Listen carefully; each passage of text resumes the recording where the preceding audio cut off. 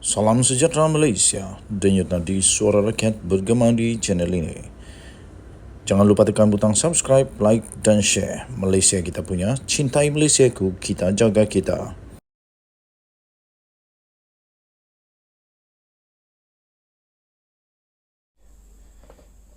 Salam sejahtera Malaysia, denyut nadi suara rakyat bergema di channel ini.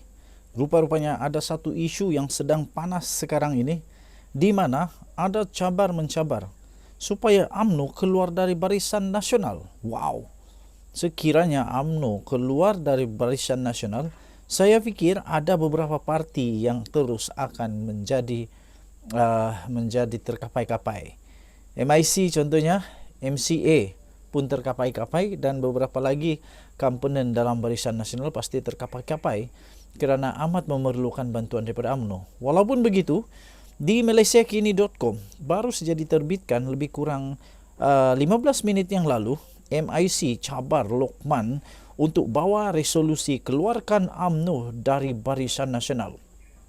MIC mencabar ahli Majlis Kerja Tertinggi UMNO, MKT UMNO, iaitu Lokman Nur Adam, untuk membawa resolusi untuk mengeluarkan parti komponen itu daripada gabungan barisan nasional.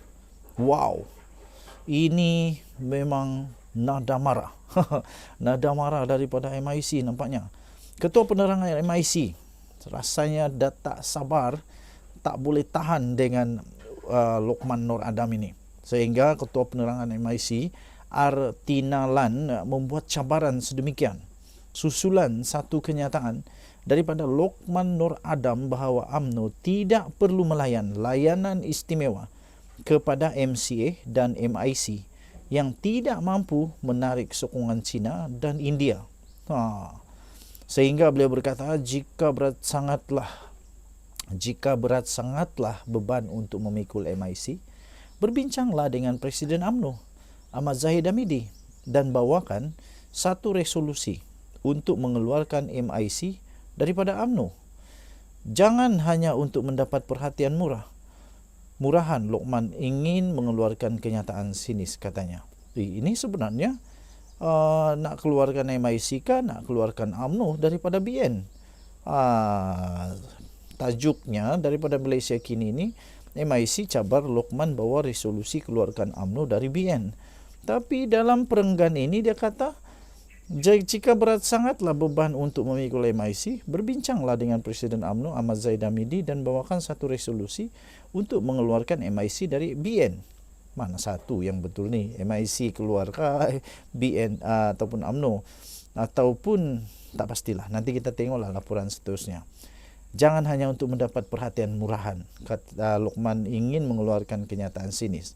Beliau sendiri tidak mampu untuk menang dalam pilihan raya yang ditandinginya. Ingin pula mengata orang lain, katanya.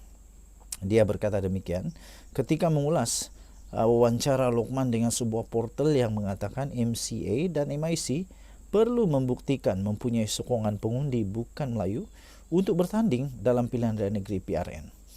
Tetapi sampai bila kita nak pikul biawak tu? Wah, ini kata siapa ni?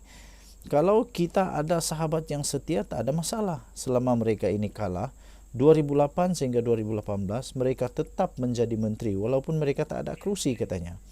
Tetapi mereka mengkhianati kita. Kita perlu fikir juga bahawa perlu rakan kongsi yang boleh sama-sama saling menyumbang, katanya. Kata Lokman Nur Adam lagi, takkan kita saja sumbang kepada mereka dan mereka tidak menyumbang, kata Lokman dalam wawancara itu. Bagaimanapun, Tinalan mendakwa UMNO adalah punca sokongan pengundi India dan China merosot kepada BN. Sehinggalah pada tahun 2007, kami telah menyumbang dengan penuh kepada BN sehingga tindakan beberapa pemimpin UMNO yang telah mengguris sentimen masyarakat India, katanya. Tambahnya lagi, MIC dilabelkan sebagai hamba UMNO dan parti itu juga tidak mengambil apa-apa tindakan untuk memperbetulkan keadaan sehingga Najib Razak menjadi Perdana Menteri, katanya. Katanya lagi, MIC tidak terkejut dengan kenyataan Lokman yang didakwa sebagai katak politik. Katanya lagi, memang susah untuk kami mengharapkan ikatan kekeluargaan yang sama daripada Lokman yang merupakan bekas ahli PKR yang dipecat. Ia agak kelakar apabila katak politik pula menuding jari kepada orang lain, katanya lagi. Lokman Nur Adam merupakan ahli UMNO dari 1991 sebelum bertindak masuk ke PKR pada tahun 1999 sebelum dipecat pada 2004. Dia kembali bersama UMNO pada 2006 sehingga 2020 sebelum dilucutkan keahlian pada Februari 2020. Namun, dia kembali menjadi ahli pada 30 September 2021 selepas rayuannya untuk menyertai kembali UMNO diterima oleh parti. Denyut Nadi Suara Rakyat bergema di channel ini. Jangan lupa tekan butang subscribe, like dan share. Bye-bye. Salam sejahtera Malaysia. Denyut Nadi Suara Rakyat bergema di channel ini.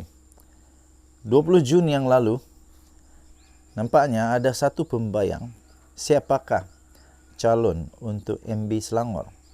Diterbitkan di syabudin.com.net. 20 Jun lalu, Azmin calon MB Selangor. Azmin calon MB Selangor, tapi video Haziq penghalang dia dinamakan poster boy.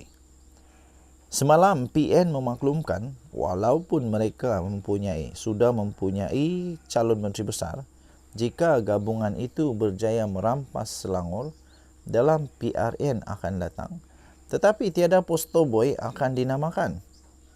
Alasan gabungan itu tidak menamakan poster boy untuk PRN berkenaan kerana berpendapat siapa yang dilantik sebagai MB pada akhirnya akan diputuskan sendiri oleh Sultan Selangor.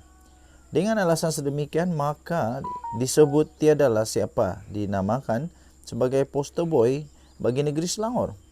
Soalnya, apakah hanya Selangor saja yang tiada poster boy yang dinamakan?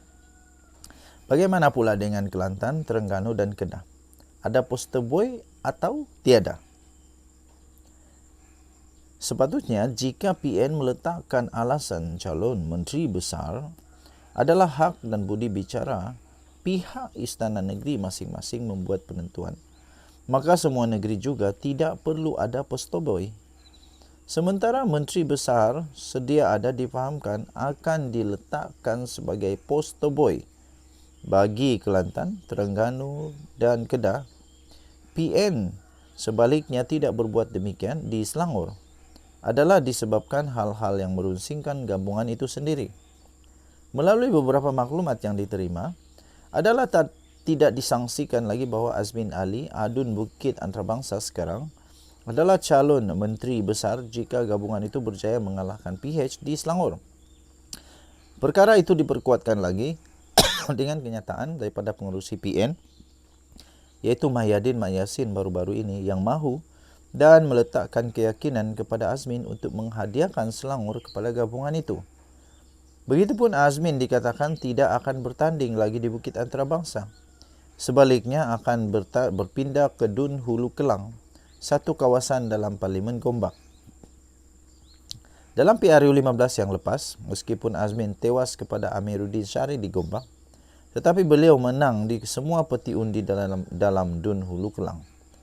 Hakikat itulah yang memberi keyakinan kepadanya untuk berpindah ke Hulu Kelang, kawasan yang kini diwakili Saari Sungim daripada Amanah Pakatan Harapan. Meskipun dinamakan secara diam-diam sebagai calon MB, Azmin tidak dinamakan sebagai poster boy. Adalah kerana PN dikatakan bimbang isu video Haziq akan dimainkan semula sebagai bahan utama ketika kempen diadakan nanti. PN dipercayai amat bimbang jika isu berkenaan dimainkan semula, malah disebarkan dengan meluas. Ditambah jika disertai dengan pelbagai pihak pula tampil membuat laporan polis bagi menuntut sesuatu tindakan diambil oleh pihak berkuasa. Ia akhirnya akan menjejaskan peluang gabungan itu untuk menang PRN nanti. Sebab itu difahamkan langkah paling selamat ialah tidak menamakan sesiapa saja sebagai poster boy bagi negeri Selangor.